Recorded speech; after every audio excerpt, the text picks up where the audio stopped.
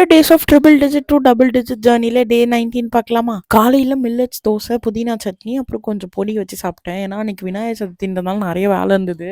So அப்புறம் pomegranate வாங்கிட்டு வந்தேன். அது வந்து ஒன்று ஒன்றா உரிச்சு சாப்பிட ரொம்ப சோம்பேறியா இருக்கும்.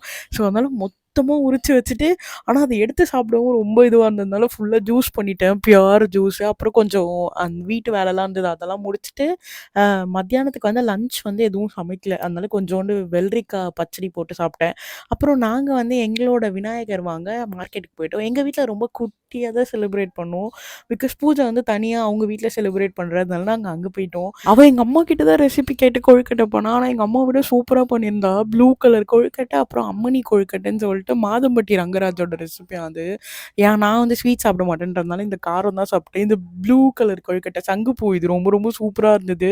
ஸோ அப்படியே அவங்களுக்கு டக்கு டக்குன்னு ஒரு பாய் சொல்லிட்டு ஜிம்முக்கு போனேன். போனால் அன்எக்ஸ்பெக்டடாக வீட்டிலேருந்து கால் பண்ணிட்டாங்க. அப்படியே வீட்டுக்கு வந்துட்டு டின்னர் வெளியே தான் சாப்பிட்டோம். நான் வந்து 2 சப்பாத்தி சாப்பிட்டேன். பூஜாவும் நானும். அம்மா வந்து எதுவும் சாப்பிடல. ஈவினிங் கொழுக்கட்டெல்லாம் சாப்பிட்டதுனால ஃபுல்லாக இருக்குன்னு சொல்லிட்டாங்க. ஸோ இப்படி தான் எங்களோட டே போச்சு. உங்களுக்கு எப்படி போச்சுன்னு கமெண்ட்ஸில் சொல்லுங்கள். நெக்ஸ்ட் வீடியோவில் மீட் பண்ணலாம். பாய் பாய் மக்கள்ஸ்.